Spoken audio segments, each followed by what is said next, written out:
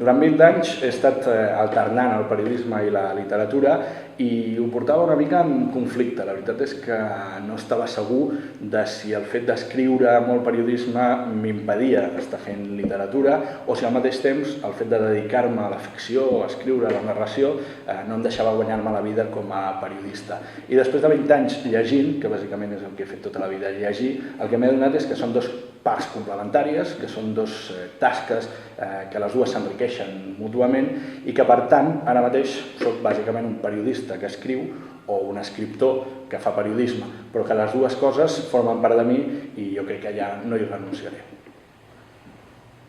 Com a escriptor, jo crec que tinc bàsicament tres vessants de creació. D'una banda, la literatura de gènere, la literatura juvenil, la literatura de fantasia o de ciència-ficció, la literatura de vegades d'abast més popular, codificada però innovant, és a dir, m'agrada utilitzar les fórmules que ja existeixen no per repetir-les, sinó per experimentar, per jugar amb elles, però volent arribar a tots els públics. En segon lloc, una literatura una miqueta més d'abast gran, comercial, que això no vol dir renunciar a la qualitat, popular, és a dir, una literatura per tots els públics i una literatura que juga a entretenir, no renuncio a l'entreteniment, però també a la divulgació, a la didàctica i a la part estètica. Aquesta tercera part, l'estètica, és la que més pronunciada està en la tercera vessant, que seria una més d'indagació, d'exploració, i que és la que he fet només en les parts més minoritàries, en contes, en algunes antologies, però que estic preparant alguns projectes en el futur que poden seguir per aquí. Per tant, tres vessants molt diferents, unes de més públic, altres de menys, però que totes es basen en el mateix.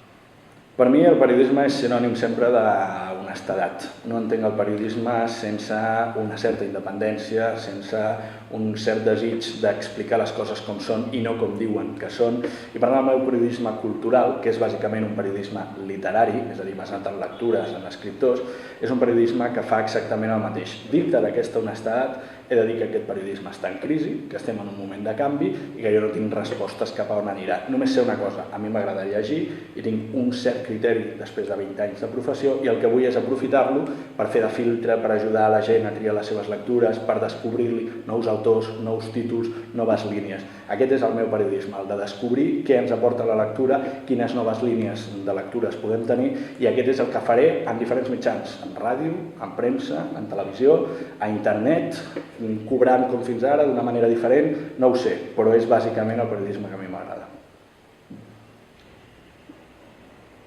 Hem parlat del Ricard Ruiz escriptor i del Ricard Ruiz periodista.